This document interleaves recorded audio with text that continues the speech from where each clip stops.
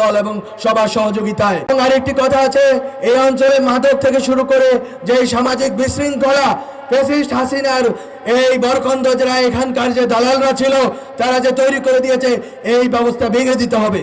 বরং আমাদেরকে একটি সুস্থ জীবনের দিকে যেতে হবে, শিক্ষিত হতে হবে আমাদেরকে, এবং রামগঞ্জের জনগোষ্ঠীকে ভালো ভালো জায়গায় পড়তে হবে এবং তাদেরকে এই প্রবাসী প্রজন্ম থেকে প্রজন্মে প্রবাসী হওয়া যাবে না।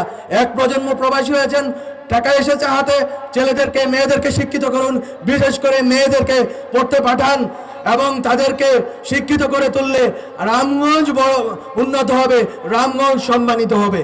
আপনাদেরকে এই জুলাই গণ অভ্যুত্থানের যে স্পিরিট আছে সেই স্পিরিটের সাথে ফ্যাসিবাদ বিরোধী লড়াইয়ে আমাদের এই সামনের যে দীর্ঘযাত্রা আছে, আওয়ামী লীগকে মোকাবেলার যে দীর্ঘযাত্রা হবে, তাদের জন্য তাদের কর্মসংস্থান এবং আহত যারা আছেন শহীদ ফ্যামিলির সদস্যদের কর্মসংস্থান এবং আহতদের কর্মসংস্থান এবং পুনর্বাসনের জন্য সরকারের প্রকল্প চলমান।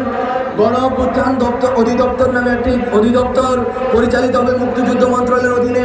সেখান থেকে আশা করি আমরা লক্ষ্মীপুর, রামগঞ্জ, শুধু লক্ষ্মীপুরের যারা শহীদ এবং আহত রয়েছেন তাদের পরিবারের চাকরি থেকে শুরু করে আরও পুনর্বাসনের যে প্রক্রিয়া আছে সেটা আমরা শুরু করব এবং ইনশাল্লাহ আমাদের সময়টা শেষ করে যাব। রামগঞ্জবাসীকে শুধু একটি কথা বলে দিতে চাই, আমি ছোটবেলায় বেড়ে ওঠার সময় দেখেছি এখানে আমাদের একটা বড় অংশের মানুষ প্রবাসে থাকেন। প্রবাসে যখন আপনি যান আপনার টাকা পয়সা হয়ে গিয়েছে।